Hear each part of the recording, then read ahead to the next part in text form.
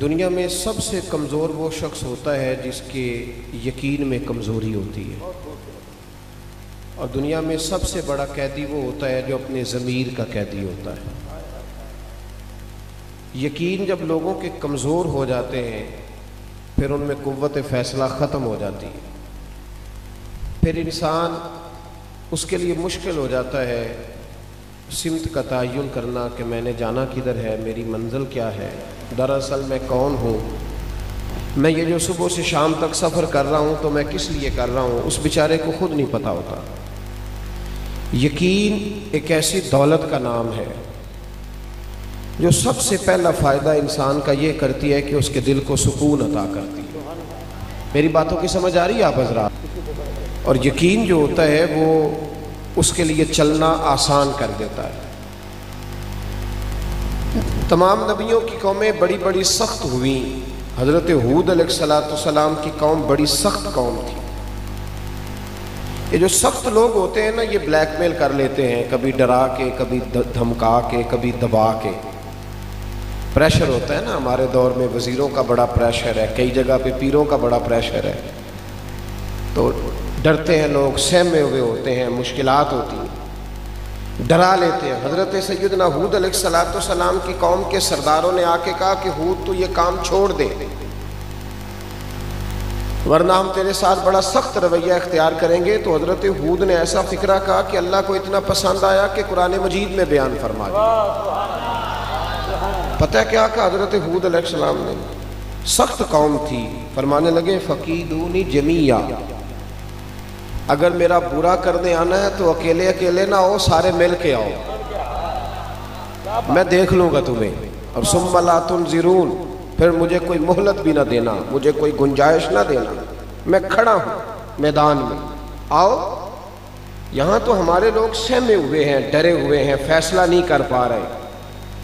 دل دین کی دعوت دیتا ہے اور اپنے آپ کو باندھ بوندھ کے سیاستدانوں کے پاس لے جاتے ہیں، ڈرے ہوئے، مقابلہ نہیں کر پا رہے، کمزور لوگ کہتے ہیں جی میں تو نہیں نا چودھری بن سکتا، غریب کا بچہ تو نہیں نا کبھی آگے نکل سکتا۔ او بھائی، آگے نکل ہی غریب کا بچہ سکتا ہے، امیر کا بچہ کیسے آگے جائے گا؟ اس کے لیے تو مشکل ہے آگے جانا۔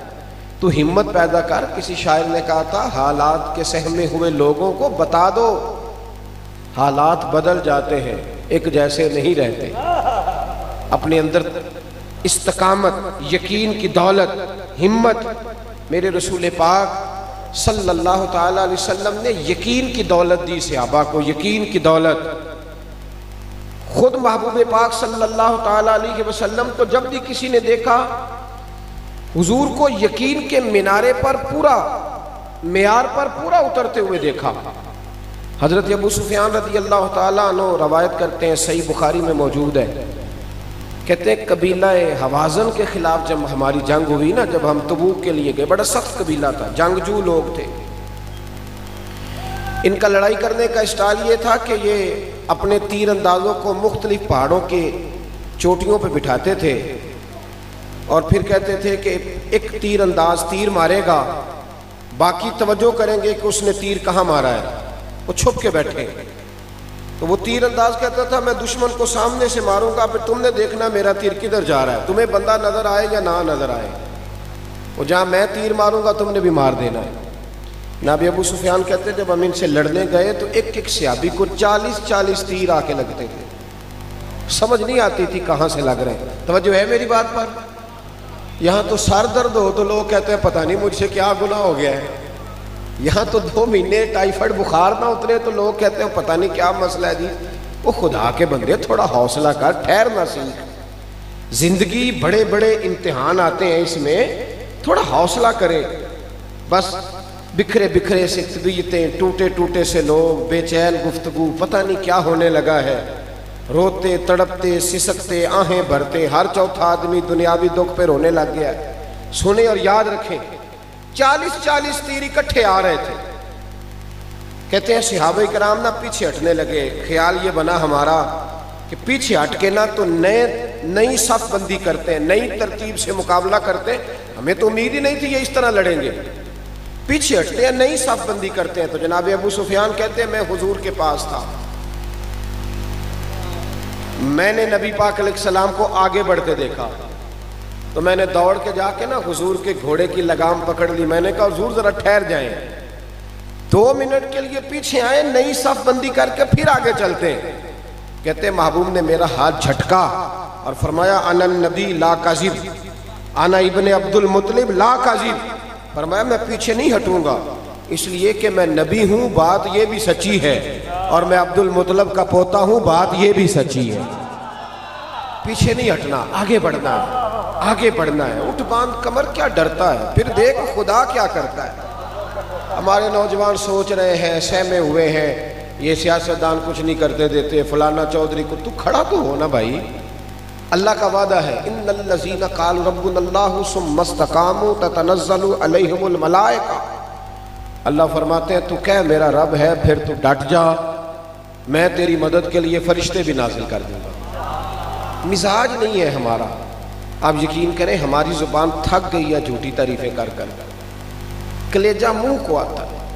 اب ہمارا دل نہیں کرتا. بہت سارے ایسے لوگ ہیں جن کے بارے میں کوئی جملہ کہنے کو لیکن کیوں نہیں اپنی ضمیر کی آواز پر ہم لبیک کہتے ہیں؟ کیوں ہم ڈرے ہوئے ہیں, کس بات سے سہمے ہوئے ہیں؟ بس کر دیں. نبی پاک علیہ السلام نے یقین کی دولت دی, کھڑا ہونا سیکھیں.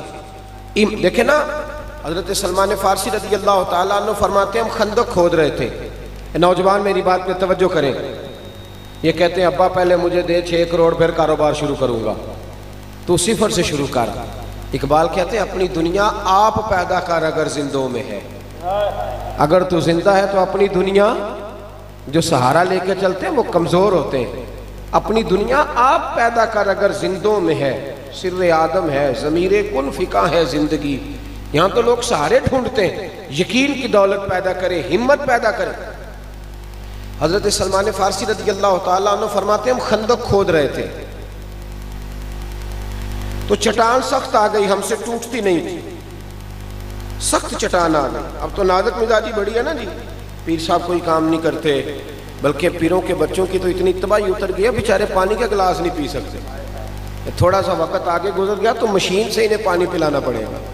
ڈھونڈتے پھرتے ہیں کوئی بندہ مل جائے تو پانی کا گلاس لا دیں. یہ ناکامی ہے. یہ سیٹھوں کے بچے, نوابوں کے بچے, امیروں کے بچے, یہ لوگ جائیدادیں بناتے ہیں, بچے نہیں بناتے. اگر بچوں کی تربیت کر دی جائے تو جائیدادیں بڑی بن جاتی ہیں. ہم بچوں کو سہولیات دے کے انہیں تباہ کر دیتے ہیں. نبی رحمت صلی اللہ علیہ وسلم کی بارگاہ میں عرض کی یا رسول اللہ چٹان نہیں ٹوٹتی. تو چاہیے تھا نا کہا جاتا رکانہ پہلوان کو بلا لو, وہ بھی کلمہ پڑھ گیا ہے. کہنا چاہیے تھا نا کہ علی المرتضیٰ میں بڑا زور بازو ہے, ان سے کہا جائے وہ توڑ دیں گے, وہ تو خیبر کا دروازہ توڑنے کی قوت رکھتے. لیکن یہ نہیں کہا. نبی پاک علیہ السلام کے صحابہ نے عرض کی حضور چٹان نہیں ٹوٹتی. اور حضور کے دست مبارک کے بارے میں قاضی ایاز علیہ رحمہ نے لکھا ہے کہ وہ برف سے زیادہ ٹھنڈا تھا, کستوری سے زیادہ خوشبو آتی تھی, اور فرماتے ہاتھ رکھتے تھے تو لگتا میلا ہو گیا ہے. اتنے نازک ہاتھ.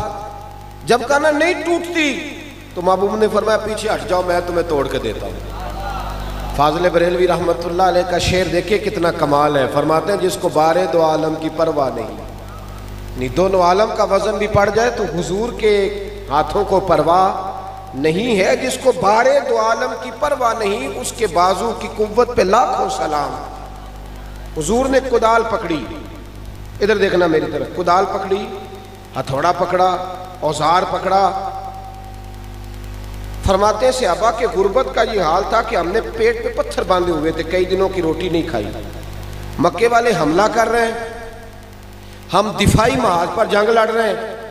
اور جب نبی پاک صلی اللہ تعالی علیہ وسلم نے پہلی ضرب لگائی نا چٹان کو, پہلی ضرب سرکار نے, توجہ ہے میری بات پر, ابھی مکہ فتح نہیں ہوا, ابھی مدینے میں دفاعی جنگ ہو رہی ہے, لیکن پہلی ضرب لگائی تو حضور کا حوصلہ دیکھیے. فرمایا اوتیت مفاتح الشام, فرمایا لو بھائی اللہ نے ملک شام کی کنجیاں مجھے عطا کر دی ہیں. ضرب لگ رہی ہے, ضرب.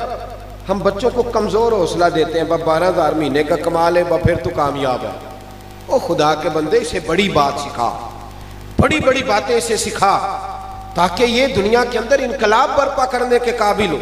ایک ضرب لگائی تو فرمایا لو بھائی شام کی کنجیاں آ گئیں. دوسری ضرب لگائی تو فرمایا لو اللہ ایران بھی تمہیں دے دے گا. تیسری ضرب لگائی تو فرمایا اللہ یمن بھی مسلمانوں کو عطا کر دے گا۔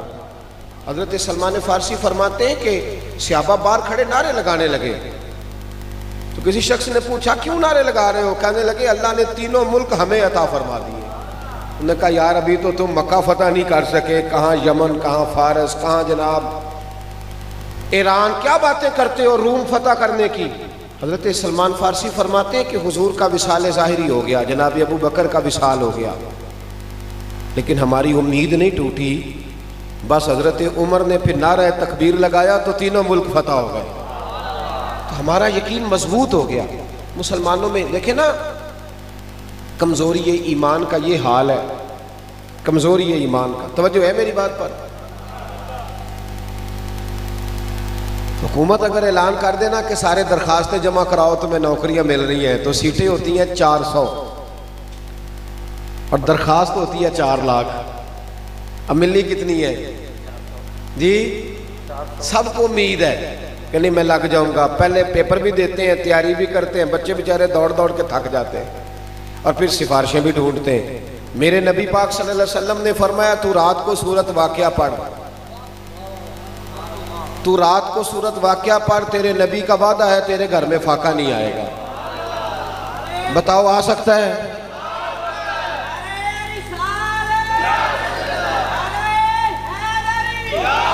امام خازن نے اس حدیث کی شرح میں لکھا ہے، امام خازن کہتے ہیں کہ حضرت امیر المومنین سیدنا عثمان غنی رضی اللہ تعالیٰ عنہ کا زمانہ تھا، تو جناب عبداللہ ابن مسعود بیمار ہو گئے، شدید بیمار، ان کی بیٹیاں زیادہ تھیں، تو جناب عثمان غنی تیمارداری کرنے گئے گھر میں۔ توجہ ہے میری بات پر؟ تیمارداری کرنے گئے تو جا کے کہنے لگے حضرت عبداللہ ابن مسعود سے کہ آپ کی بیٹیاں زیادہ ہیں، بیٹا نہیں ہے، آپ بیمار شدید ہو گئے ہیں، اب پتہ نہیں کیا صورت ہوگی، تو میں چاہتا ہوں کہ میں خزانے میں سے ایک کثیر حصہ آپ کو دے دوں تاکہ آپ کی بچیوں کے معاملات بہتر ہو جائیں۔ تو جناب عبداللہ ابن مسعود پتہ کیا کہنے لگے؟ بیٹیوں کی فکر ہوتی ہے کہ نہیں ماں باپ کو؟ آخری دم تک لوگ جب وصیتیں کرتے ہیں تو پہلے بیٹی کے لیے کرتے ہیں، لیکن جناب عبداللہ ابن مسعود کہنے لگے حضرت عثمان غنی سے آپ بے فکر ہو کے جائیں، مجھے خزانے کی ضرورت نہیں، میں نے اپنی بیٹیوں کو خزانہ دے دیا ہے، میں نے اپنی بیٹیوں کو خزانہ کیا آکسفورڈ یونیورسٹی سے ایم فل کرا دیا ہے یا انہیں آکسفورڈ یونیورسٹی سے پی ایچ ڈی کی ڈگری دلا دی ہے، کیا خزانہ آ گیا؟ جناب عبداللہ ابن مسعود کہنے لگے میں نے اپنی بیٹیوں کو سورت واقعہ یاد کرا دی ہے، اور مصطفیٰ کریم کا وعدہ ہے کہ سورت واقعہ پڑھی جائے تو فاقہ نہیں آتا۔ فرمایا آپ بے فکر ہو کے جائیں، سورج اپنی جگہ چھوڑ سکتا ہے، چاند ٹوٹ سکتا ہے، پر میری بیٹیوں کو فاقہ نہیں آ سکتا۔ اپنے اندر یقین کی دولت پیدا کریں۔ ہم کمزور ہیں، کیوں؟ یقین بڑا کمزور ہے، طبیعتوں کے اندر بے قراری ہے، بے سکونی ہے، سہمے سہمے لوگ۔ اب تو ایک بیماری بڑی تیزی سے پھیل گئی ہے، وہ بیماری ہے ڈپریشن کی، ٹینشن کی، سارا کچھ ہونے کے باوجود لوگ پریشان ہیں، اس لیے یقین کی دولت ہی نہیں ہے، ایمان کی طاقت ہی نہیں ہے۔ حضرت ابو سلمہ رضی اللہ تعالیٰ عنہ کی زوجہ حضرت ام سلمہ رضی اللہ تعالیٰ عنہ کہتی ہے میرے شوہر جب بھی مسجد سے کوئی چیز سن کے آتے تو مجھے آ کے سناتے۔ میری باتوں کی سمجھ تو آ رہی ہے نا آپ حضرات کو؟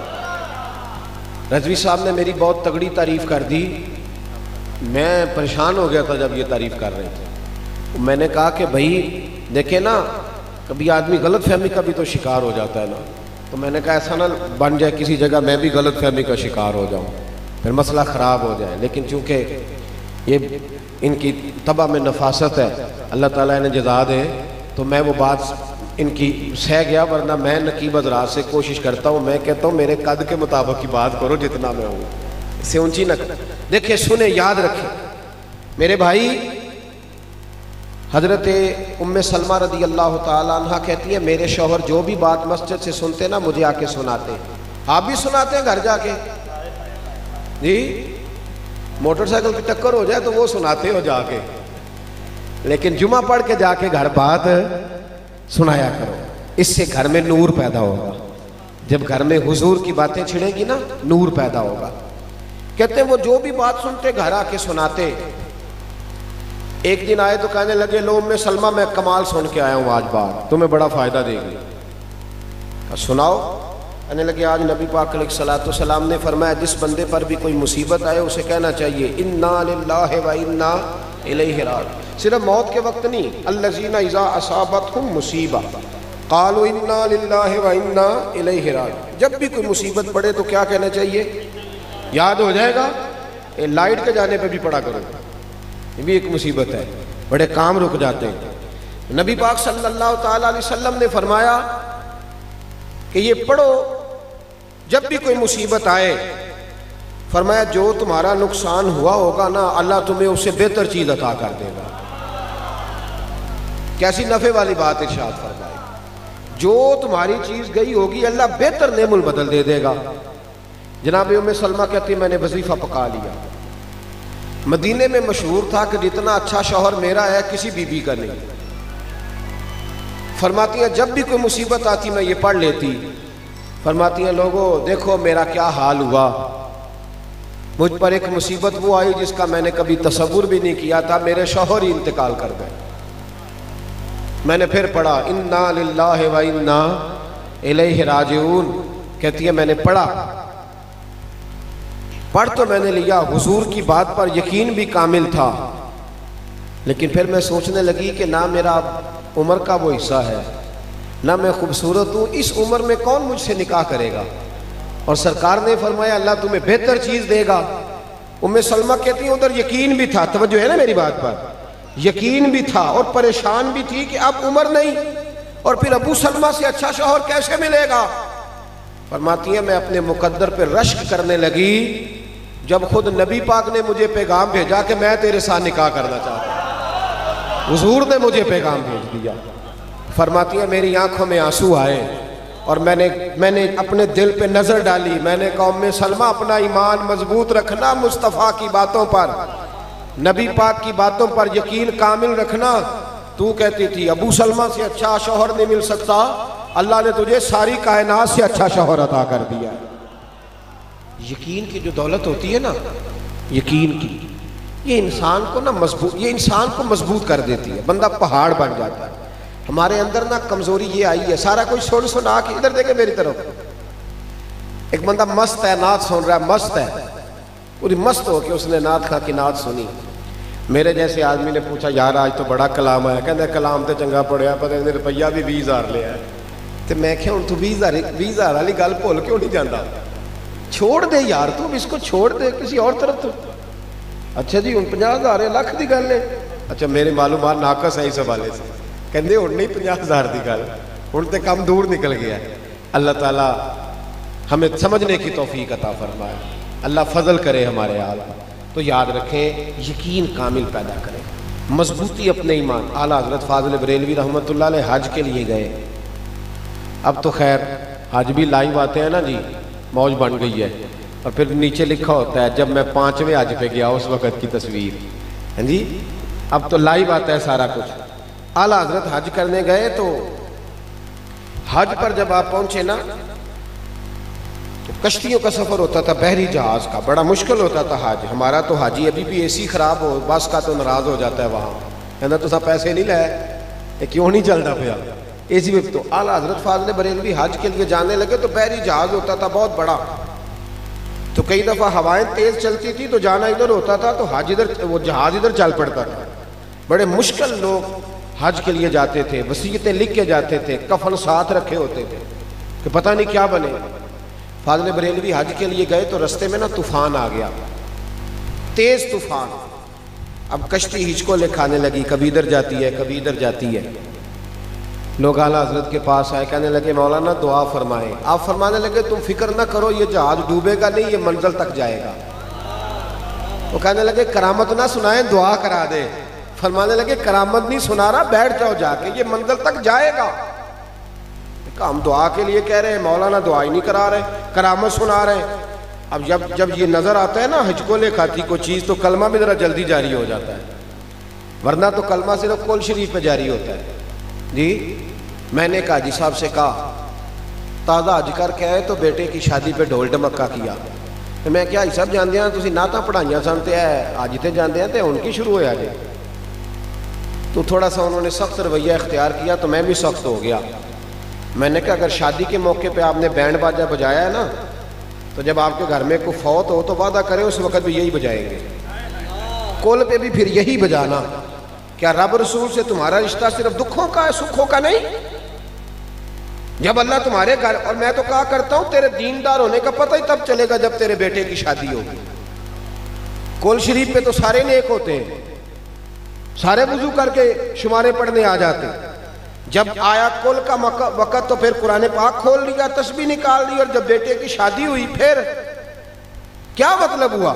حج بھی کیتی جاندے ہو تے لہو بھی پیتی جاندے ہو، کھو کے مال یتیمہ دا تے بھیج مسیتی جاندے ہو، پھٹ دلاں دے سیندے نہیں تے ٹوپیاں سیتی جاندے ہو، نفس تے چھری پھیر دے نہیں تے دمبے کیتی جاندے ہو، فرض پلائی بیٹھے ہو تے نفلاں نیتی جاندے ہو، اور دسو تے سی بلے شانو ایک ہی کیتی جاندے ہو۔ یہ کیا انداز تکلم ہو میرے بھائی، یاد رکھ۔ اچھا وہ جب ہچکولے کھانے لگا نا تو سب لا الہ الا اللہ لا الہ الا اللہ، اعلیٰ حضرت کی بارگاہ میں آئے، کہنے لگے مولانا دعا کرا دے۔ فرمایا تمہیں کہا ہے نا کچھ دیر کا طوفان ہے، ٹل جائے گا۔ تھوڑی دیر گزری تو واقعی ٹل گیا، طوفان واقعی ٹل گیا۔ اب وہ سارے آہستہ آہستہ شرمندہ ہونے لگے کہ بابا تو کوئی صاحب کرامت ہی ہے، جیسے کہا تھا ویسے ہو۔ اب شرمندگی آہستہ آہستہ آہستہ آہستہ چند گھنٹے گزرے تو قدموں میں آنے لگے، کہنے لگے بابا جی ایک بات تو بتائیں، آپ کو کیسے پتا تھا طوفان ٹل جائے گا؟ تو میری طرح کا پیر ہوتا تو کہتا تو ان پہلا نہیں سی دس چھڑیا میں، میرے کو کرامت ہے۔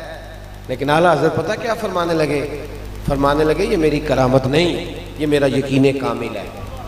کہا حضور کیا مطلب؟ فرمانے لگے میرے نبی پاک نے سواری پر بیٹھنے کی دعا بتائی ہے، جب میں بیٹھا تھا تو میں نے دعا پڑھ لی تھی، حضور نے فرمایا پڑھ لیا کرو حادثہ نہیں ہوگا، تو چونکہ میں پڑھ چکا تھا اب چاند تو ٹوٹ سکتا ہے، ستارے تو جھڑ سکتے ہیں، پر حادثہ نہیں ہو سکتا، اس لیے کہ میں وہ دعا پڑھ کے بیٹھا۔ صاحب یاد رکھیں یہ جو کمزوری یہ ایمان ہے نا، اس کو دور کریں، استقامت کی دولت پیدا کریں۔ ہمارا سکون بھی مسجد میں، ہمارا اطمینان بھی نبی پاک کے قدموں میں۔ ایک بات مجھے سنانے کو کہا گیا، اب وہ بعض اوقات ایسے ہوتا ہے کہ باتیں دوستوں نے سنی، ذرا آنکھوں میں پڑتی ہیں، دوستوں نے سنی ہوتی ہے تو وہ کہہ دیتے ہیں۔ ایک بات میں عرض کر، حالانکہ یہ عنوان نہیں، بہرحال پھر بھی میں عرض کر دیتا ہوں، ایک بات میری یاد رکھنی ہے، آپ بہت سارے لوگ ماشاءاللہ تشریف لائے ہوئے ہیں، بہت سارے لوگ، اگر آپ لوگوں نے عشاء کی نماز نہیں نہ پڑھی تو پڑھ کے سوئیے گا، اور اگر آپ نے فجر بھی نہ پڑھی تو جو محفل نہیں نہ کراتے وہ ہمیں تانا دیں گے کہ تم بڑے عجیب لوگ ہو، تم نماز پڑھتے نہیں ہو اور محفلیں کراتے ہو۔ عشاء کی نماز پڑھ کے سوئیں، اور کم از کم صبح کی حد تک ایک دن تو ایسا ملے کہ آپ جس سے بولیں میٹھا ہی بولیں، تو تاکہ وہ بھی اگلی دفعہ محفل نعت پہ آ کے کہے نہیں یار یہ بندہ راتی محفل سن کے ہے، ساری دیہڑی تو صحیح لگی ہے نا۔ تو مہربانی کریں اپنی طبیعت یہاں سے کچھ لے کے جائیں، بڑا خرچہ کیا گیا، بڑا کچھ کیا گیا، تھوڑا بدلنے کی کوشش کریں۔ حضرت ابن جوزی علیہ رحمہ نے لکھا ہے، ایک بزرگ کہتے ہیں کہ مجھے نا مزدور کی ضرورت تھی تو میں چلا گیا بغداد میں، چوک میں مزدور بیٹھے ہوتے تھے، مزدور بیچارے آج بھی چوکوں میں بیٹھے ہوئے، مزدور آج بھی، ہمیں کوئی ان کی یہ جس آدمی کے پاس کار آ جاتی ہے نا وہ ریڑھی والے کا مذاق اڑانے لگ جاتا ہے۔ میں ابھی آ رہا تھا، ایک ریڑھی والا اس نے سکریپ ریڑھی پہ رکھا ہوا تھا، تو میں نے بچوں سے کہا کہ اس کی طرف دیکھو، ادھر دیکھنا میری طرف۔ ابھی اس بیچارے کے سارا چہرہ بھی گریس سے سیاہی سے بھرا ہوا تھا، ہاتھ بھی پیر بھی۔ میں نے کہا اس کو نا 400 یا 500 روپیہ ملے گا یہ ریڑھی پہ سامان پہنچانے کا، جس کو 1 لاکھ روپیہ ملے گا نا وہ بسم اللہ کر کے نہیں پکڑتا، اس کو جب ملنے سے کہنا بسم اللہ الرحمن الرحیم، چاہے بیچارے کو صحیح نہ آتی ہو۔ یہ جو مزدور پھر اس میں سے جب یہ 100 روپے کی روٹی کھاتا ہے نا تو آپ یقین کریں جو 5 سٹار ہوٹل پہ کھانا کھاتے ہیں وہ اس طرح شکر ادا نہیں کرتے۔ پونے کو بھی اچار لگا ہوتا ہے لیکن ایک روٹی کھا کے نا تو کہتا الحمدللہ مال کا تیرا شکر ہے۔ تو میں کہتا ہوں یہ مستی ہے، اس کو چڑھی ہوئی ہے، اور یہ اصلی شکر ادا کرتا ہے، دکھانے والا شکر نہیں، پیران لی رٹی رٹائی دعا نہیں، اللہ کار سلامت رہے تے موجاں لگی رہن تے برکتاں، پکی کیسٹ نہیں چلی ہوئی، بلکہ وہ یہ درد ہے، اصل یہ کیف ہے، اس کو سمجھیں۔ مزدور جو پیسہ لے کے آتا ہے نا گھر میں، اسے پتہ ہوتا ہے میں بڑی محنت سے لایا ہوں۔ بابا جی کہتے ہیں میں مزدور لینے گیا تو مزدور بغداد کے چوک میں کونے پہ بیٹھے ہوئے تھے۔ ایک مزدور پہ میں نے نظر ڈالی تو وہ نوجوان تھا، چہرے پہ اس کے مجھے نورانیت نظر آئی، تو میں نے کہا بیٹے مزدوری کرو گے؟ اس نے کہا جی مزدوروں میں بیٹھا ہوں تو مزدوری کرنی ہے۔ میری بات کی سمجھ آ رہی ہے آپ حضرات کو؟ کہا جناب کروں گا۔ تو مزدور کہنے لگا جی میری 2-3 شرطیں ہیں۔ میں نے کہا کہ شرطیں تو مالکوں کی ہوتی ہیں۔ کہنے لگا جی میری بہرحال ہے۔ میں نے کہا کرو۔ کہنے لگا جی پہلی شرط یہ ہے کہ لوگ 3 دینار مزدوری 4 دینار لیتے ہیں، میں 3 دینار لوں گا۔ کہتا ہے میں ہنس پڑا۔ میں نے کہا یار باقی بھی اس طرح کی رکھ لے ساری۔ کہنے لگا دوسری شرط یہ ہے کہ جب تک اذان نہیں ہوگی میں آپ کی بات سنوں گا، جب اذان ہو جائے گی تو آپ کی نہیں سنوں گا، اپنے رب کریم کی سنوں گا۔ اور تیسری بات اس نے کہا آپ کے گھر میں مزدوری کروں گا، آپ کے کسی سوال کا جواب نہیں دوں گا۔ ان شرائط پہ میں اسے لے آیا۔ کہتے ہیں جو کام مزدور سارے دن میں کرتا ہے اس نے 2 گھنٹے میں ہی کر دیا۔ مزدور بھی تو سگریٹ پینے پہ آدھا گھنٹہ لگا دیتے ہیں نا، چائے کے کپ پہ 25 منٹ، روٹی کھانے پہ 1.25 گھنٹہ۔ تو مزدور کو بھی چاہیے جو طے کرے اس پہ پورا اترے۔ کہتے ہیں اس نے 2 گھنٹے میں کام کر دیا۔ اب کام شروع کرایا تھا تو کچھ کام اور بھی نکل آئے، میں نے اسے کام بتائے، وہ کرنے لگ گیا۔ ظہر کی اذان ہو گئی تو مٹی اس نے نکال کے باہر رکھی تھی دروازے کے آگے۔ اذان ہوئی تو اس نے کدال اور کئی وہیں چھوڑی، مسجد کی طرف چلنے لگا تو میرا بیٹا کہنے لگا اس کو ذرا سائیڈ پہ تو کر دو، رستہ ہے۔ کہنے لگا تیرے ابے سے بات ہوئی تھی کہ جب اذان ہو جائے گی پھر کسی کی نہیں سنوں گا۔ کہتے ہیں وہ نماز پڑھ کے آیا، دوپہر کا ٹائم تھا، میری بیوی کہنے لگی اس کو کھانا کھا لے، روزے بھی نہیں تھے، عام دن تھے، اس کو کہا کھانا کھا لو تو کہنے لگا میں نے روزہ رکھا ہوا ہے۔ کہتے شام ہوئی، اس کو 3 دینار دیے، کام کچھ اور نکل آیا تھا۔ میں نے اس کو کہا کہ کل کہاں ملو گے؟ تو کہنے لگا آپ سیانے بیانے بندے ہیں، بتائیں کل تک زندہ رہیں گے؟ تو میں نے کہا کہ ملنا ہو تو کہنے لگا بس آج کا وعدہ تھا وہ میں نے پورا کر دیا، اسی کسے دے کچھ نہیں جے لگ دے تو نہ کو ساڈا دردی۔ اللہ والوں کی باتیں اللہ کے لشکروں میں سے لشکر ہوتی۔ کہتے ہیں وہ چلا گیا، میں اگلے دن لینے گیا تو مجھے مزدوروں نے بتایا کہ صرف ہفتے والے دن آتا ہے۔ وہ کہتے ہیں میرا پورے ہفتے کا خرچہ 3 دینار ہے، جب 3 دینار کما لیتا ہوں تو پھر پورا ہفتہ وہ کوئی کام نہیں کرتا، عبادت کرتا، مصطفیٰ پہ درود و سلام بھیجتا رہتا ہے۔ کہتے ہیں میں نے ہفتہ انتظار کیا، اگلے ہفتے انہی شرائط پہ پھر لایا، تیسرے ہفتے بھی لایا، چوتھے ہفتے بھی لایا، 5ویں ہفتے گیا تو ملاقات نہ ہوئی۔ پوچھا وہ کہاں ہے؟ لوگ کہنے لگے بیمار ہو گیا۔ گھر کہاں کا؟ قبرستان کے پیچھے کچی بستی میں۔ کہتے ہیں میں وہاں گیا، دروازے پہ دستک دی تو کہنے لگا حضور مجھے پتہ ہے آپ آئے ہیں، آ جائیے۔ تو میں اندر گیا تو تیز بخار تھا۔ تمہیں کیسے پتہ چلا میں آیا ہوں؟ کہنے لگا حضور غریب کا پتہ لینے کوئی اللہ والا ہی آئے گا، امیر امیروں کی خبر لیتے ہیں۔ کہتے میں قریب بیٹھا تو تیز بخار تھا، میں نے حال چال پوچھا تو کہنے لگا بابا جی حال نہ پوچھو، میرے 2 کام کر دو گے؟ میں نے کہا وہ کون سے؟ اس نے جیب سے ہاتھ ڈالا، چند دینار نکالے، کہنے لگا میں آج رات کو انتقال کر جاؤں گا، یہ پیسے لے لو، کفن خرید کے نا میرا جنازہ پڑھ کے تو قبرستان میں دفن کر دینا۔ پھر دوسرے جیب میں ہاتھ ڈالا تو ہیرے کی انگوٹھی نکالی، کہنے لگا جب دفن کرو تو یہ ہارون رشید کو دے دینا، اسے کہنا تیری امانت ہے۔ کہتے میں نے کوئی اور بات کرنی چاہی تو رو پڑا، کہنے لگا بابا معاف کر دے، میں نے آج رات جانا ہے، بڑی معافیاں مانگنی اپنے رب سے، مجھے اللہ سے تنہائی کرنے دے آپ جائیں۔ کہتے میں اٹھ کے آ گیا اور اس کی باتوں نے مجھے رات بھر سونے نہ دیا۔ اگلی صبح سورج چڑھنے کا انتظار کیا تو رات کئی سالوں کی ہو گئی۔ کہتے میں گیا، دروازہ کھولا تو خوشبوئیں میرا استقبال کرنے لگی۔ جب میں نے اس کے چہرے سے کپڑا ہٹایا تو لگا جیسے ابھی ابھی سویا ہے۔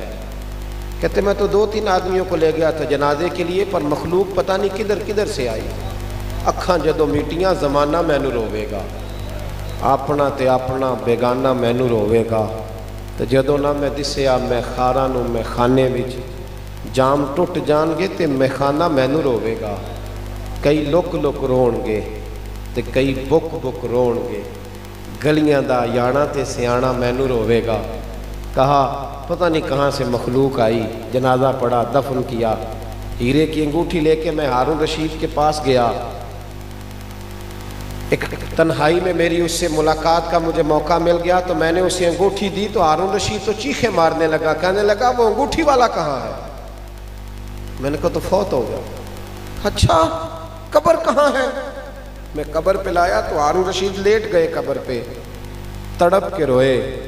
मैंने कहा यार ना उसने कुछ बताया ना तूने बताया, बता ये था कौन? हारून रशीद कहने लगे ये मेरा बेटा था। तेरा बेटा और मजदूर? कहने लगा मुझे जिंदगी भर कहा करता था कि अब्बा जितनी टांगे तू फैला रहा है ना, मरते वक्त तुझसे इकट्ठी नहीं की जाएंगी, बाज आ जा, मुश्किल रास्ता तूने। ये हजरत दाऊद ताई के मुरीदों में से था, बार बार मुझे समझाता, पर मैं इसे तसल्ली देता, बेटे हम उठ गए तो कोई जालिम ना बैठ जाए। कहते फिर एक दिन ये घर छोड़ के चला गया, हीरे की अंगूठी गलती से इसकी जेब में रह गई थी, देखो मेरे बेटे ने वो भी वापस कर दी है। और फिर हारून रशीद रो के कहने लगा था मेरा बेटा, पर मेरा मुर्शद निकला, मेरा पीर निकला है, पेशवा निकला है, ये मुझसे आगे चला गया। जब भाइयों फैसला कर लो, फैसला जब टाइम आता है फिर फैसले का वक्त नहीं रहता, फैसला करो, यकीन की दौलत पैदा करो। देखे ना ये जो कुमकुमे हैं, नारे हैं, आप मेरा आप नाम जप रहे हैं, ले ये लंबा चक्कर नहीं है, हमसे ज़्यादा लोगों के नाम हैं। फिर मामला अपनी अपनी जगह पे ख़त्म होता है, फिर नए लोग आते हैं, नस्लें इस तरह जाती हैं जिस तरह फसलें जाती हैं, सारे एक दूसरे के बराबर के हम उम्र लोग एक दफ़ा उठ जाते हैं।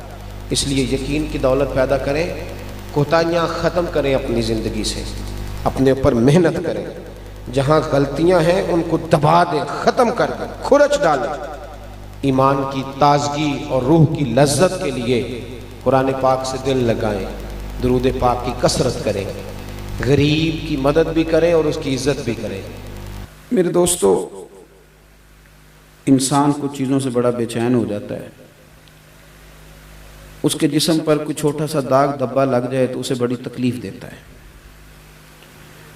आपके जिस कपड़ों में से किसी जगह से कोई बटन टूट जाए तो किसी बंदे को पता ना भी हो तो आप बड़े परेशान होते हैं कि मेरा बटन टूटा हुआ है।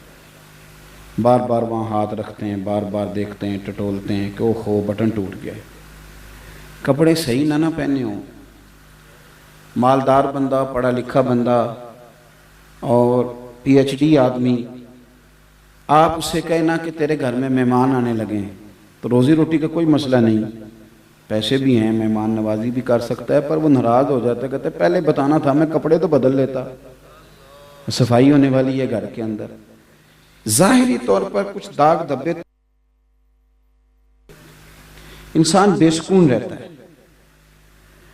आपने कहीं जाना हो, जेब में पैसे बहुत ज़्यादा हैं, गाड़ी में पेट्रोल बिल्कुल ठीक है, सफ़र का पता है, रास्ते का अंदाज़ा है, सिर्फ कपड़े नहीं सही, मुंह नहीं धोया, दिल करता जाने को, और नहीं यार मेरे कपड़े। आप समझ लें कि अगर एक बटन का टूटना ये वजूद के ऊपर एक छोटा सा दाग है, ये सुकून से नहीं बैठने देता, तो अगर बंदे के बातन में दाग हो, अगर उसे झूठ की बीमारी हो, हसद की बीमारी हो, तकब्बुर की बीमारी हो, अगर उसे बददियानती की बीमारी हो, और भी कई बीमारियां, खुद पसंदी भी बीमारी है। मैं चौधरी साहब हूँ, समाजी हूँ, सियासी हूँ, मजहबी हूँ, मौलवी हूँ, पीर हूँ, ये भी बीमारी है। होना और बात है, लेकिन अपने आप को खुद मानना, ये मन काला अना आलिमुन फहुवा जाहिल, हदीस पाक के लफ्ज़ हैं। जिसने कहा मैं आलिम हूँ वो तो जाहिल है। उसने कहा क्यों? वो है तो बात अपनी जगह ठीक है। अपने आप को खुद से बनाने की, ये देखे ना बीमारी लग जाए ना, मैं सियासी आदमी हूँ, समाजी आदमी, तो हुजूर की महफिल में आया है, यानी सरकार को राजी करने आया है। महफिल नबी पाक के नाम की है और इसे पता है मैं सोने के लिए आया हूँ, लेकिन चूंकि मैं चौधरी हूँ इलाके का, तो पीछे बैठा हो ना कभी तो गर्दन ऊंची कर करके दिखाता है नकीबे महफिल को कि तेरी मेहरबानी, मैनू सद्दा मार किसी तरीके ना, मैं बड़ा परेशान हूँ, मैं स्टेज पे नहीं चढ़ा अभी तक। ये चीज़ें आपको दुखी करती हैं, तकलीफ में मुब्तला करती हैं। अगर मैंने कहा कि जाहिर पे कोई धब्बा हो तो वो बड़ा बेसुकून करता है, तो बातन पे हो तो कितनी तकलीफ देगा।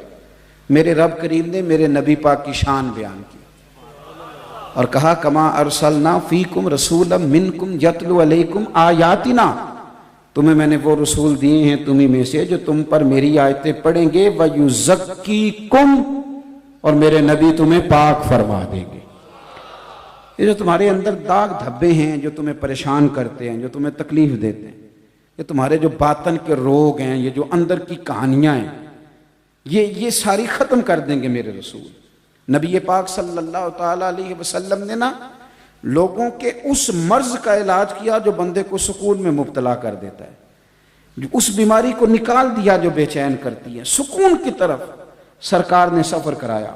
دیکھو نبی پاک صلی اللہ تعالیٰ علیہ وآلہ وسلم نے لوگوں کے اندر بڑا حسد ہوتا تھا، برادری ازم کا بڑا شور تھا، بڑے مسئلے تھے، اونچ نیچ، میں چھوٹا بڑا، ان ساری چیزوں کو میلاد والے محبوب نے ختم کیا۔ اور نبی پاک صلی اللہ علیہ وسلم نے فرمایا نہ کوئی گورا نہ کوئی کالا، نہ کوئی چودھری نہ کوئی کمی، نہ کوئی بڑا نہ کوئی چھوٹا۔ حضور کسی کی کوئی شان ہے بھی؟ فرمایا ہے ان اکرمکم عند اللہ اتقاکم، جو تم میں رب سے زیادہ ڈرے گا اللہ کی نظر میں اس کی زیادہ عزت ہو جائے گی۔ نبی پاک صلی اللہ علیہ وسلم نے یہ روگ ختم کر دیا، یہ مصیبت ختم کر دی۔ یہ جو بہت زیادہ بیماری ہے لوگوں کے اندر اس دور میں بھی تھی۔ آپ دیکھ لیں ابو جہل نے آ کے نبی پاک صلی اللہ علیہ وسلم کی بارگاہ میں یہ کہا تھا کہ ہمارا دل کرتا ہے آپ کے ساتھ بیٹھیں، لیکن یہاں بلال بیٹھا ہوتا ہے کالے رنگ کا حبشی غلام، دل کرتا ہے بیٹھے پر یہاں سلمان بیٹھا ہوتا ہے، دل کرتا ہے بیٹھے پر روم سے آیا ہوا سہیب بیٹھا ہوتا ہے، تو ان چھوٹے لوگوں کے ساتھ بیٹھے تو آپ ذرا ان کو ہٹائیں پھر ہم بیٹھیں گے۔ تو میرے کریم رسول نے فرمایا تم نے نہیں بیٹھنا تو نہ بیٹھو، بلال ادھر ہی بیٹھے گا، سہیب ادھر ہی بیٹھیں گے، عمار بن یاسر یہیں بیٹھیں گے۔ یہ چیز آپ کو، یہ جن لوگوں کو بیماری ہے نا، میں نا کچھ ایسے بیمار بھی میں نے اپنی زندگی میں دیکھے ہیں کہ ہاتھ کو درد کوئی بھی نہیں ہو رہا، اللہ کی فضل سے تندرست ہیں، پر گاڑی کا دروازہ ڈرائیور صاحب نے کھولنا ہے۔ یعنی یہ بیماری ہے، یہ نقص ہے، اس کو دور کرنا چاہیے۔ یعنی ان کو ابھی تک وہ پریشان ہیں کہ میں گاڑی کا مالک ہوں کہ نہیں، ابھی ٹینشن ہے۔ یعنی کوئی دروازہ کھولے تو پتہ چل جائے کہ یہ دروازہ کھولنے والا میرا ملازم ہے، اور یہ بیماری ہے، اس کو دور کرنا چاہیے۔ جو اللہ کے بندے ان کا یہ رویہ، میں ایک یونیورسٹی میں چلا گیا لیکچر کے لیے، مجھے بلا لیا گیا، تو ایک طالب علم کہنے لگا ایک سوال بڑا پریشان کرتا ہے، میں کرتا اس لیے نہیں کہ کوئی مجھے بے ادبی نہ کہہ دے۔ تو میں نے کہا کہ میں چونکہ چھوٹا مولوی ہوں تو میں انشاءاللہ ہو سکتا ہے تیرا مسئلہ حل کر دوں، اور اگر مجھے نہ پتہ ہوا تو میں تحقیق کر کے بتا دوں گا۔ وہ کہنے لگا پیر صاحب میرے ذہن میں ایک سوال ہے کہ نبی پاک صلی اللہ علیہ وسلم نے یک جنبش قلم ایک حکم کے ساتھ سود حرام قرار دے دیا، شراب حرام قرار دے دی، لیکن غلامی نہیں ختم کی، غلام بکتے رہے، بعد میں بھی بکتے رہے۔ تو میرے دل میں یہ خواہش جنم لیتی ہے کہ کاش حضور اعلان کرتے آج کے بعد کوئی غلام نہیں۔ یہ سوالات اٹھتے ہیں نا، اور یہ جو ہمارے لبرل لوگ ہیں نا بیچارے، جو تنخواہ لیتے ہیں، کچھ اینکر پچھلی حکومت سے تنخواہ لیتے تھے، کچھ اس سے لیتے ہیں، اور کچھ تنخواہ لے رہے ہیں کہ اگر تم آ گئے تو پھر ہمارا کیا بناؤ گے، اس وعدے پہ کچھ کام کرتے ہیں۔ تو یہ بیچارے یہ بڑے کمزور سے لوگ ہیں، یہ کسی کے اشاروں پر بات کرنے والے، کلام کرنے والے۔ تو یہ اس طرح کی سوالات یہ پیدا کرتے ہیں، بچوں کے ذہنوں میں چھوڑتے ہیں۔ وہ مجھے کہنے لگا جناب یہ حضور اعلان کر دیتے آج کے بعد کوئی غلام نہیں۔ تو میں نے اسے کہا یار یہ تو سادہ سا سوال ہے، تو بلا وجہ ہی الجھ گیا ہے۔ تو بالکل سادہ ہے، اس میں تو پریشانی والی بات ہی کوئی نہیں۔ دیکھو کہ اگر ایک سیٹ کا نام ہی بدل دیا جائے، کسی نے کہا یہ میرا پی اے، اور کچھ عرصے کے بعد اس نے کہا یہ پی اے نہیں، آج کے بعد یہ میں نے سیٹ ہی بدل دیا، پی اے کوئی نہیں ہوگا، یہ مینیجر ہے، تو پھر بندے کو عزت مل گئی کہ نہیں؟ میری بات کی سمجھ آ رہی ہے آپ کو؟ یعنی ایک سیٹ ختم کر دی جائے اور وہاں اعزاز والی نشست رکھ دی جائے، ایک کرسی میلی تھی وہ ہٹا دی، بندہ وہی ہے، اور وہاں بڑی تگڑی کرسی، یہ آپ نے کرسی رکھی ہے نا بڑی تگڑی میرے لیے، تو مجھے اعلیٰ حضرت کی بات یاد آ رہی تھی۔ اب یہاں ہم اصرار کر نہیں نہ سکتے، تو لوگ ہمیں جو مرضی بھی کہتے رہیں، ہمیں تو اپنا پتہ ہے نا ہم کیا ہے، تو ہم ذرا لیول میں رہنا پسند کرتے ہیں۔ اس لیے کہ بندہ زمین پہ چلتا رہے تو گرتا نہیں، اڑنا شروع کر دے تو کیا پتہ کب پتنگ کٹ جائے۔ اس لیے زمین پہ نا میں تے گلیاں دا روڑا کوڑا، یہ تے محل چڑھایا ہے سائیاں۔ تو میرا عرض کرنے کا مقصد یہ ہے، آپ حضرات کے ساتھ جو میں کلام کر رہا ہوں تو معنی اس کا یہ ہے کہ اعلیٰ حضرت بریلوی رحمۃ اللہ تعالیٰ علیہ نے ایک جگہ پہ رکے اسٹیشن پہ نماز پڑھنے کے لیے، تو بہت بڑی کرسی رکھ دی، حالانکہ وہ مجدد تھے، 1000 کتاب کے مصنف تھے، تو فرمایا یہ کرسی نہ رکھو، اس سے مجھے تکبر چھلکتا نظر آتا ہے، سادی کرسی رکھو، اس سے میں اپنے آپ کو آسان محسوس کروں۔ تو کرسی اگر اچھی کر دی جائے تو خود بخود نشست بدل جاتی ہے۔ میں نے کہا میرے بھائی، نبی پاک صلی اللہ علیہ وسلم نے نا غلامی کا نام ہی بدل دیا۔ آپ ابو داؤد شریف پڑھیں، نبی پاک نے نا غلامی کا نام بدل دیا۔ میری باتوں کی سمجھ آ رہی ہے؟ حضور نے فرمایا آج کے بعد یہ تمہارے غلام تمہارے بھائی ہیں، اور خالی بھائی کہہ کے نا تو سرکار آگے نہیں بڑھے، بلکہ حضور نے شرط لگائی، فرمایا یہ تمہارے بھائی ہیں، جس طرح کا خود کھانا اس طرح کا انہیں کھلانا، اور جس طرح کا خود پہننا اس طرح کا انہیں۔ میں مشکل بات کر رہا ہوں، مجھے پتہ ہے نہیں پہنایا جاتا۔ آج جو بڑے دعوے کرتے ہیں نا سوشل لائف کے، اور بڑے بڑے سیمیناروں میں جا کے لیکچر دیتے ہیں انسانی حقوق پر، وہ بھی یہ کام نہیں کر سکتے۔ لیکن میرے نبی پاک صلی اللہ علیہ وسلم نے فرمایا تمہارے غلام تمہارے بھائی ہیں، جو خود کھانا وہ انہیں کھلانا ہے، جو خود پہننا ہے وہ انہیں پہنانا ہے۔ اور حضور فرمانے لگے ان کی طاقت سے زیادہ انہیں کام نہ بتانا، اور اگر کبھی بتا بیٹھو تو پھر کام میں ان کی مدد بھی کرنا۔ اور میں آپ کو حوالہ دکھاؤں گا سیرت کی کتابوں میں سے۔ اور سنو یارو، ہم نے نا سرکار کا میلاد منایا ہے، کبھی یہ مزہ بھی لے کے دیکھو۔ ہاں کبھی یہ جو کام حضور نے کیے ہیں کبھی کر کے دیکھو۔ میرے نبی پاک صلی اللہ علیہ وسلم کے غلام اگر کوئی مشکل کام کر رہے ہوتے تھے نا تو اللہ کے رسول خود جا کے ان کی مدد فرمایا کرتے تھے۔ وہ کام ان کے ساتھ حضور خود کراتے، خود سرکار کراتے۔ یہ بہت بڑی بیماری ہے بن کے بیٹھ جانا، یہ بڑا تکلف والا معاملہ۔ اگر آپ کی زندگی سادی ہے تو پھر بڑی آسان ہے، اور اگر زندگی آپ کی سادی نہیں تو پھر وہ آسان ہے۔ مثال دوں، جڑا منڈا 4000 روپے لا کے سر تے بال کھڑے کراندہ ہے نا بیچارہ، وہ بڑا پریشان ہے کہ تکو میں انہیں پیسے لائے نے کسی ویکھے ہی نہیں میرے حال، وہ بڑا پریشان ہے۔ اور جو بابا جی بیچارے سیدھے سویرے گئے تھے نا چارہ کاٹنے، اور شام کو آئے تو منہ دھویا، انہیں کوئی ٹینشن نہیں کہ کوئی فوٹو بنائے چاہے نہ بنائے، کوئی دیکھ اسی کسے دے کچھ بھی نہیں لگ دے، نہ کوئی ساڈا دردی، سادہ زندگی آسان۔ میرے رسول پاک صلی اللہ علیہ وسلم نے یہ جو ہمارے تکلفات تھے، ہماری پریشانیاں بلا وجہ کی آزمائشیں ساری حضور نے دور کر دی۔ نبی پاک صلی اللہ علیہ وسلم نے وَيُزَكِّيكُمْ کی شان کے ساتھ ہمارے باطن کے سہرے میل کچیل کھرچ دیے، زندگی آسان ہو گئی۔ مولا علی شیر خدا، مولا کائنات حضرت علی المرتضی شیر خدا کرم اللہ تعالی وجہ الکریم نے اپنے غلام کو لے گئے بازار۔ اس کہنے لگے چلا دوست بازار سے کپڑے لینے جانا ہے۔ غلام ساتھ چلا گیا، 2 کپڑے خریدے، 2 جوڑے خریدے، 2 لباس مولا علی نے۔ ایک ذرا مہنگا تھا اور ایک سستا۔ ہم بھی 2 قسم کے کپڑے خریدتے ہیں، دکاندار سے کہتے ہیں پہننے والے دکھا، وہ دکھاتا ہے، پھر کہتے ہیں ذرا دینے دلانے والے بھی دکھا۔ وہ کون سے ہوتے ہیں جی؟ جو پہننے والے نہیں ہوتے، کیونکہ پہننے والا تو ہم نے پہلے لے لیا، اب کیا کر دینے دلانے والا۔ میں سمجھ لیں میری طبیعت میں خشکی ہے، اب کچھ باتیں کر دیتا ہوں اور تکلیف سے کرتا ہوں۔ ایک دوست ایک دن مدرسے کے بچوں کے لیے کپڑے لے کے آئے، اتنے سارے، اور گرمیوں میں موٹے جوڑے لے کے آ گئے، یہ طالب علموں کو کپڑے دینے۔ میں کہتے 2 سوٹ تو سوانا پہنا، پھر منڈیاں بھی پانے۔ کیا آپ نے لوارا سمجھا ہوا ان بچوں کو؟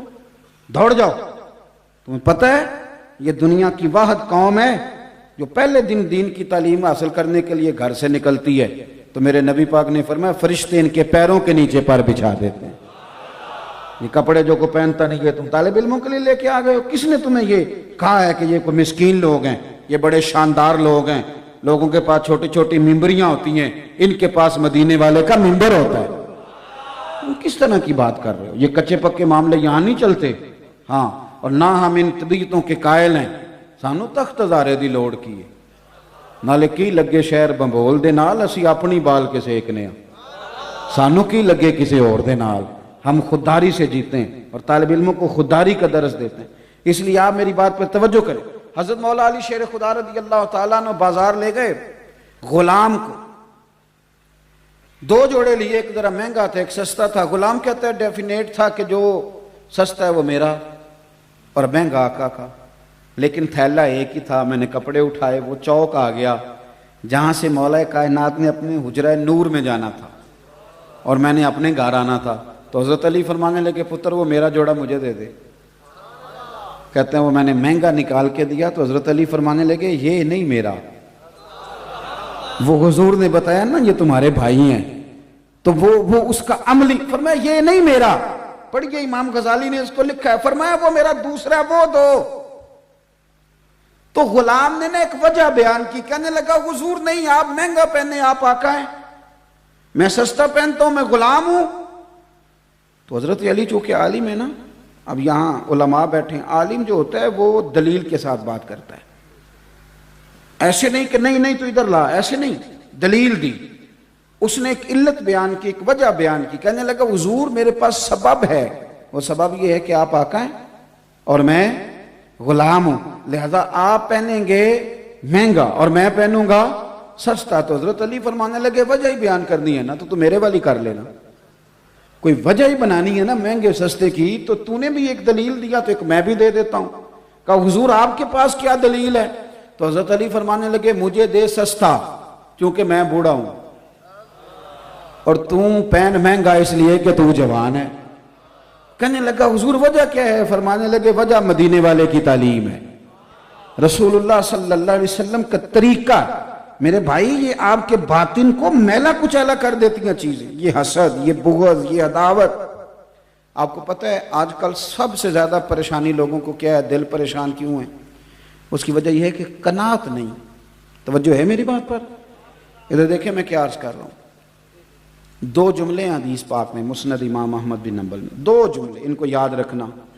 ایک صحابی نے پوچھا تھا حضور ذلت کیا ہے؟ فرمایا لالچ کرنا. عرض کی حضور عزت کیا ہے؟ فرمایا جو رب نے دیا اس پہ راضی ہو جا. یہ تیرے لیے نبی پاک صلی اللہ علیہ وسلم نے نا قناعت کا پیغام دیا.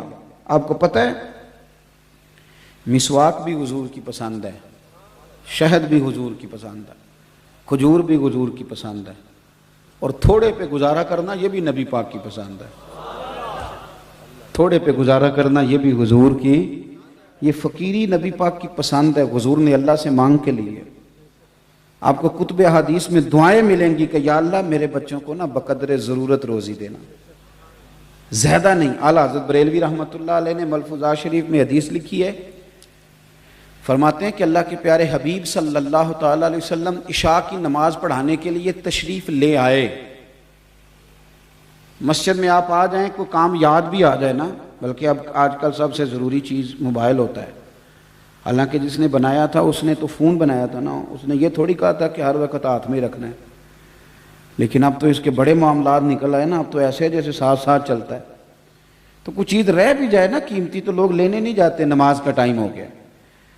اعلیٰ حضرت فرماتے ہیں کہ نبی پاک صلی اللہ تعالی علیہ وسلم مسجد شریف میں آ گئے عشاء کی نماز کی امامت فرمانے کے لیے, اور سیدنا بلال حبشی نے اقامت کہہ دی.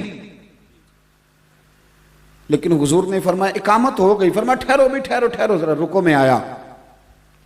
یہ لفظ کہتے کہتے نبی پاک صلی اللہ علیہ وسلم پھر حجرے میں داخل ہو گئے. تھوڑی دیر کے بعد آئے, پہلے نماز پڑھانے لگے.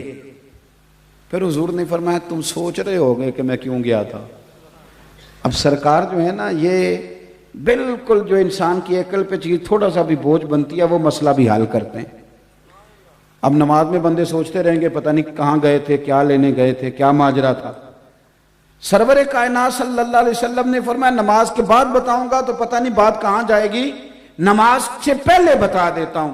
حضور فرمانے لگے تم سوچ رہے ہوگے کہ میں کیوں گیا تھا. سرکار فرمانے لگے ادھر دیکھنا میری طرف. فرمایا سویرے مال آیا تھا, سارا بانٹ دیا, 3 دینار رہ گئے. 3 دینار رہ گئے۔ تو میں نماز پڑھانے آیا تو مجھے خیال آیا 3 دینار تو ابھی بانٹے ہی نہیں۔ تو پھر سوچا کہ یہ 3 اگر گھر میں پڑے رہ گئے اور اسی طرح رات گزر گئی تو کیا بنے گا، تو سوچا نماز بعد میں پڑھتا ہوں، پہلے دولت سے تو جان چھڑاؤں۔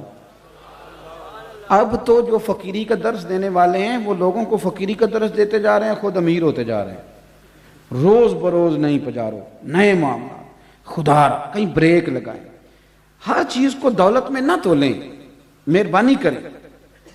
اب تھوڑا سا باہر آئیں، ورنہ آپ کی طبیعت میں خشکی آ جائے گی۔ وہ جو کیفیات ہیں، وہ جو سرور ہے، وہ جو ذکر کی لذت ہے، ہر چیز کا اگر آپ سودا کر لیں گے تو پھر کیا بنے گا۔ اس لیے ایک بات تو یہ کہ اندر جتنی بھی چیزیں ان کو نکالیں، یہ کسی کو حقیر جاننا چھوڑ دیں، عزت والا ہی کسی کو عزت دیتا ہے، پیار کرنا شروع کریں۔ اور دوسرا یہ کہ تھوڑی قناعت اختیار کریں۔ میں نے زیادہ باتیں نہیں کرنی، بس میں اپنی بات سمیٹنے لگا ہوں۔ مجھے اندازہ ہے کہ محفل نعت کا ماحول ہے تو انشاءاللہ تعالی محفل مبارکہ آگے چلے گی، اور میں ویسے بھی اللہ تعالیٰ آپ کو جزائے خیر دے، انہوں نے مدینہ شریف میں ملاقات ہو گئی، پھر بھی بعد میں بڑی محبت کے ساتھ کہا تو میں حاضر ہو گیا، ورنہ میں بزدل سا خطیب ہوں۔ ہم تو اس وقت جلسہ کر کے بڑی دیر کے گھر بھی پہنچ جاتے ہیں۔ کوئی دلیر لوگ ہوتے ہیں نا، ساری رات جاگ لیتے ہیں، کچھ کو نیند گرا لیتی ہے، تو ہم بڑے گرے۔ اب تو میں زور کے بعد کہتا ہوں دوستوں تھوڑا سا بلا لینا یار کو، اللہ رسول کی بات کر لیں۔ یہ رات ساری کے جلسے تو دلیر لوگوں کا کام ہے، دلیر میں صحیح کہہ رہا ہوں، جو شب زندہ دار قسم کے لوگ ہیں وہ کر لیتے ہیں۔ اب ایک بات اور جو طبیعت پر، من پر بڑا بوجھ بنتی ہے لوگوں کے، وہ یہ ہے کہ ہمارے ہاں نا آہستہ آہستہ سے پیار کرنے کا مزاج ختم ہوتا جا رہا ہے۔ مختلف طبقات پر تنقید کرتے ہیں، اور آہستہ آہستہ ہر طبقہ بدنام ہو گیا۔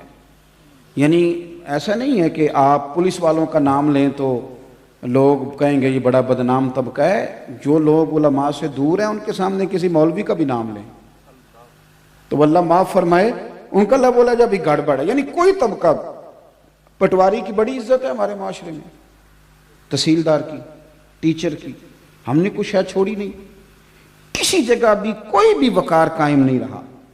اس کا نقصان پتہ کیا ہوتا ہے؟ جب بندہ غیبتیں کرتا ہی رہتا ہے تو اسے یوں لگتا ہے کہ جیسے سارا زمانہ خوفناک لوگوں سے بھرا ہوا ہے، کوئی اپنا نہیں، کوئی مخلص نہیں، کوئی پیارا نہیں۔ میں ملک سے باہر تھا تو ایک صاحب مجھے کہنے لگے پاکستان کا بڑا برا حال ہے، سیاستدان چور ہیں، تاجر دھوکہ کرتے ہیں، مولوی لڑتے ہیں، پیر لٹیرے ہیں معاذ اللہ۔ تو میں نے اسے کہا کہ آپ کو باہر بیٹھ کے ساری باتوں کا کیسے پتہ ہے؟ آپ وہاں آئیں، اللہ کے فضل سے ایسا کوئی معاملہ نہیں ہے۔ کس نے آپ کو کہا ہے؟ یہ کس نے آپ سے بات کر دی اس طرح کی؟ اللہ کا فضل ہے، لوگ اچھے برے ہیں، لیکن ہمارا اس قوم سے تعلق ہے کہ کل ابھی زلزلہ اور سیلاب آیا تھا تو جس بیٹی بیچاری نے سلائی مشین پہ بیٹھ کے سارا جہیز بنایا تھا اس نے بھی زلزلے والوں کو دے دیا تھا۔ آج کسی ایک بزرگ کو خون کی بوتل کی ضرورت پڑتی ہے، 14 جوان چوک میں کھڑے ہوتے ہیں، یہ قوم آپ کو بری نظر آتی ہے؟ اب رمضان شریف میں مسجدیں تھوڑی ہوتی ہیں، حافظ زیادہ ہوتے ہیں، تو علماء محنت کر رہے ہیں تو دین کا پیغام آگے جا رہا ہے نا۔ یہ سبق پڑھا رہے ہیں تو حافظ تیار ہو رہے ہیں۔ ہر مسجد میں جمعہ ہوتا ہے تو کسی نے علم پڑھایا تو کوئی آگے جمعے کے بیان کر رہا ہے نا۔ کس طرح کی آپ بات کرتے ہیں؟ یہ کمزوریاں ہم نے پیدا کی۔ میں اللہ کے فضل سے تنہائی میں بھی نعت خوانوں کی مخالفت نہیں کرتا، میں کسی وائس کی مخالفت نہیں کرتا۔ اس کی وجہ یہ ہے کہ میں ایک بندہ ہوں، میں یہاں تقریر کر رہا ہوں، لیکن محفل تو اس وقت میرپور میں بھی ہو رہی ہوگی، گجرات میں بھی ہو رہی ہوگی، لاہور میں بھی ہو رہی ہوگی، تو جب میری اوقات اللہ نے اتنی بنائی ہے کہ میں صرف یہاں بات کر سکتا ہوں تو پھر مجھے چاہیے نا جو لاہور ذکر رسول کر رہا ہے میں اس کو بھی مان ہی جاؤں۔ یہ تھوڑا نکلیں آپ ان چیزوں سے، آپ تھوڑا سا زندگی کو مثبت بنائیں۔ میرے رسول پاک صلی اللہ علیہ وسلم نا لوگوں کو عزت دیتے، لوگوں سے پیار کرتے، ہر طبقات کے لیے حضور نے عظمت بیان کی، ہر طبقے کے لیے عالم کے فضائل بیان کیے، حافظ کے فضائل بیان کیے، حاجی کے فضائل بیان کیے۔ نبی پاک صلی اللہ علیہ وسلم کی نعت پڑھنے والے کو میرے نبی نے چادر عطا فرمائی، میرے رسول پاک نے قاضی کے فضائل بیان کیے، عدل کرنے والے بادشاہ کے فضائل بیان کیے، جو بیٹی پالے اس کے فضائل بیان کیے۔ رسول کائنات صلی اللہ تعالی علیہ وسلم نے فرمایا رستے سے روڑا ہٹانے والے کو بھی میرا رب جنت عطا فرما دے گا۔ رسول پاک صلی اللہ علیہ وسلم نے محنت کر کے، مزدوری کر کے، کوشش کر کے پیسہ کمانے والے کو اللہ کا دوست کہا۔ حضور نے تاجر کے بارے میں کہا، تاجر کے بارے میں ترمذی کی حدیث ہے، فرمایا تو سچ بول کے تجارت کرنا، اللہ سچے تاجر کو قیامت کے دن نبیوں کے ساتھ جگہ عطا فرمائے گا۔ کون سا ایسا طبقہ ہے جس کی حضور نے، اور یار کچھ نہیں، ایک مومن ہے، داڑھی سفید ہے، کچھ نہیں، مومن ہے اور داڑھی، خالی مومن ہے، نہ حافظ ہے، نہ مولوی ہے، نہ مفتی ہے، نہ قاری ہے، نہ نعت، کچھ نہیں، مومن ہے، داڑھی سفید ہے۔ میرے نبی پاک نے فرمایا یہ میرا مومن سفید داڑھی لے کے جب قبر میں جائے گا ترا فرشتوں سے فرمائے گا اسے عذاب نہ دینا، میرے نبی کی سنت وہ بھی سفید رنگ کی، مجھے حیات دیا اسے عذاب دیتے ہوئے۔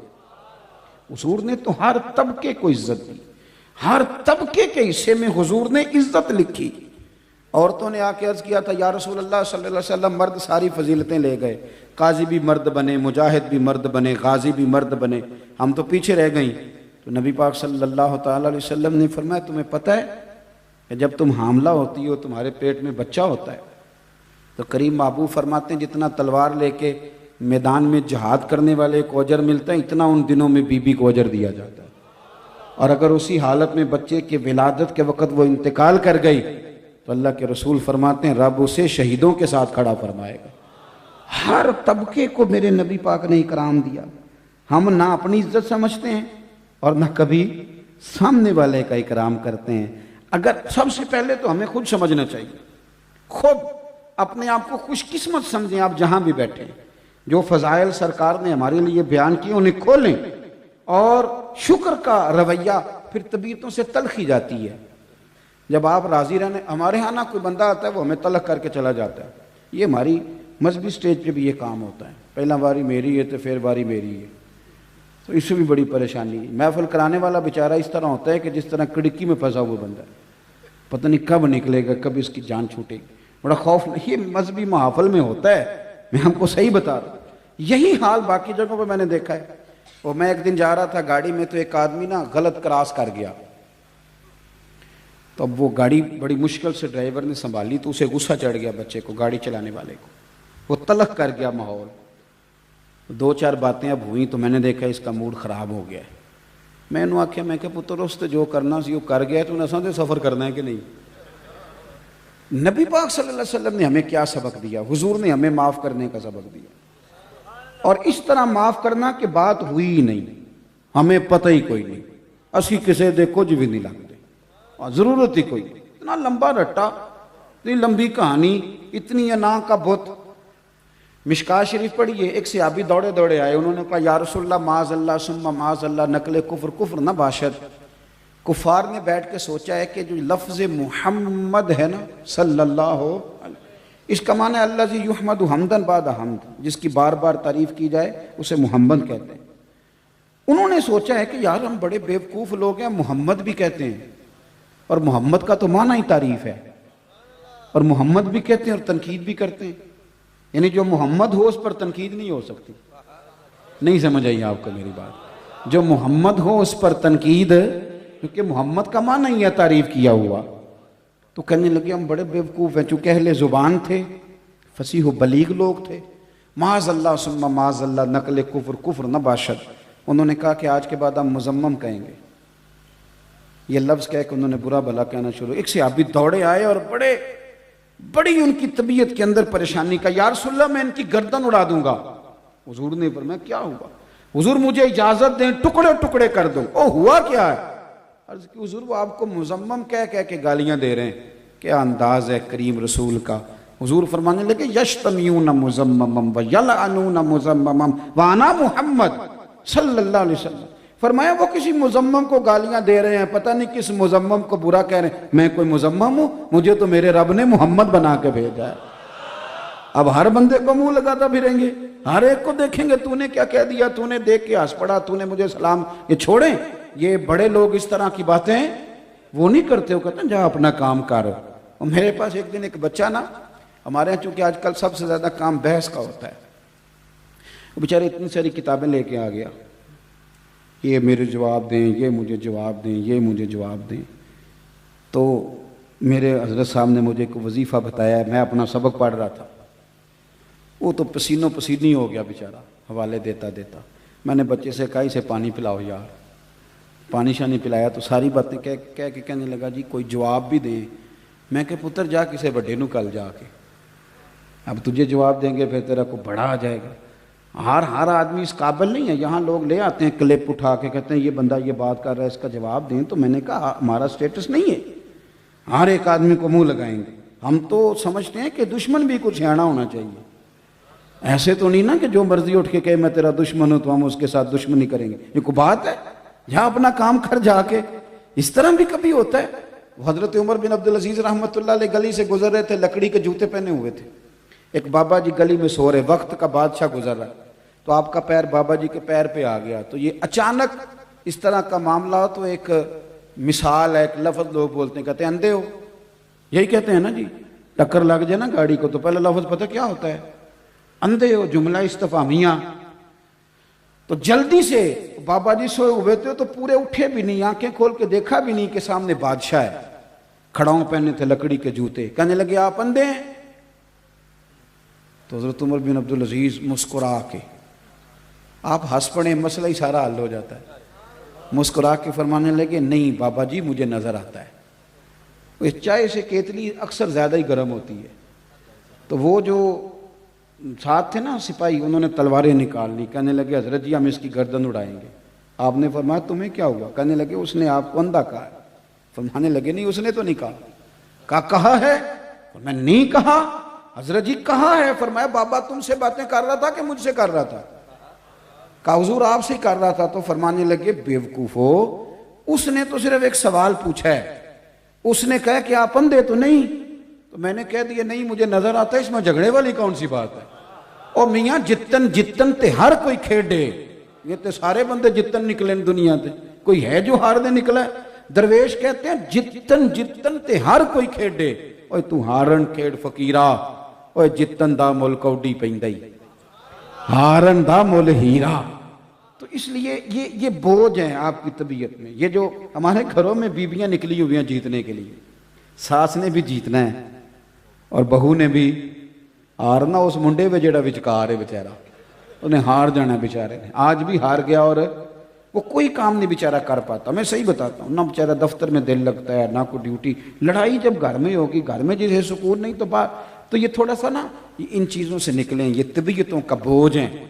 میرے اللہ تعالیٰ نے فرمایا کہ میں نے تمہیں وہ نبی دیے ہیں یتلو علیکم آیاتنا ویزکیکم, میری آیتیں پڑھتے جائیں گے اور تمہارے دل صاف کرتے جائیں گے. اس میلاد شریف پہ سب سے ضروری کام یہ ہے کہ ہم نے اپنے دل صاف کرنے. مہربانی فرما اور ہر بندے سے صاف کریں. اجتنبوا کثیرا من الظن ان بعض الظن اثم, بدگمانیوں سے بچیں. اچھے چیزوں کا اچھا ترجمہ کریں. کوئی بات آپ کے سامنے ہو تو مثبت پہلو اس کا قبول کریں. آپ نے خیر کے نظریے کے ساتھ آگے بڑھنا ہے. میں تو اب چونکہ میں بڑا سخت مخالف ہوں یہ جو تقریروں کی بندر بانٹ ہوتی ہے, نعتیں بکتی بکاتی ہیں, میں بڑا, آپ کو پتہ ہے میں بڑی تنقید کرتا ہوں. لیکن میرا ایک نظریہ اور بھی ہے. ایک نعت میں ایک دفعہ نعت پڑھ رہے تھے مرحوم اعظم چشتی کا کلام, تو مجھے بڑا مزہ آیا, بڑا سرور آیا. کوئی بندہ رو رہا ہو تو کئی دفعہ اسے دیکھ کے بھی بندہ رو ہی پڑتا ہے, اس کی کیفیت اثر. تو میرے بھی آنسو آ گئے. تو میں نے ساتھ والے سے کہا آج بڑا مزہ ہے. کہندہ انہیں 40,000 لے آج. تو میں نے کہا تو 10 منٹ ٹھہر جاتا ذرا, مجھے مزہ تو لے لینے دیتا. اور پھر میں مثبت پہلو, ہنسنے کے لیے نہیں, مثبت پہلو عرض کر رہا ہوں. میں نے اسے کہا یار پہلے دیتے ہو پھر کہانیاں سناتے ہو, یا تو دیا نہ کرو یا پھر بعد میں کہانیاں نہ سن. یہ دینے والے بدنامی کرتے ہیں. بعد کیوں آپ ان چیزوں کا بازار لگاتے ہیں جو چیزیں انمول ہیں, اور کیوں بیچنے والے یہ بیچتے بکتے بکاتے ہیں, یہ کو بیچنے والی چیزیں. اور پھر میں نے کہا آج میری بات سنو, جتنا اس بندے نے مجھے مزہ دیا ہے نا اور حضور کی طرف میری توجہ کرائی ہے, 40 تھوڑا ہے, اسے 80 ملنا چاہیے. تو آپ چیزوں کا پلس پوائنٹ بھی تو لینا. ہر جگہ اگر آپ نقصی بیان کریں گے تو پھر تو آپ تھک جائیں گے.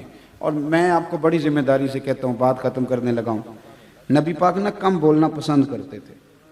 پتہ ہے آپ کو, فرمایا جو چپ رہا نجات پا گیا. اب تو میں نے دیکھا ہے کہانیاں سنا کے نا بندے 3 موبائل رکھیں, کسی کو کوئی کہانی سنا رہے ہیں, کسی کو شام کو لگتا ہے یہ بندہ نارمل نہیں تھوڑا پاگل ہے, وہ گھر میں بھی کوئی کہانی سنا رہا ہوتا ہے. ایسا نہ کریں, ٹھہراؤ, تسلی، حسن، کم بولنا، یہ آپ کو وقار میں مبتلا کرے گا۔ اور اگر آپ بہت زیادہ بولیں گے، بہت زیادہ چپ رہ سیں تے موتی مل سن، ذکر کریں تے ہیرے، تے جے پاگلا وانگو رولا پاویں۔ تو یہ ساری چیزیں میں نے وہ آپ کی خدمت میں عرض کی ہیں جو ہمارے باطن کو تکلیف دیتی ہیں۔ ما حاک فی صدرک، جو سینے میں کھٹکتا ہے اسے گناہ کہا جاتا ہے۔ اس لیے اگر سکون چاہتے ہیں تو حسد سے، بغض سے، عداوت سے، جھوٹ سے، غیبت سے، اور ویسے بھی بندوں کا حساب لینا ہمارے ذمہ نہیں، رب کریم کے ذمہ ہے، اللہ لے لے گا حساب جو بندہ غلط ہے۔ تبلیغ ہمارے ذمہ ضرور ہے، دین کا ابلاغ ضرور کریں لیکن طنز نہ کریں۔ اللہ آپ کو شاد و آباد فرمائے۔ آخر دعوانا ان الحمدللہ۔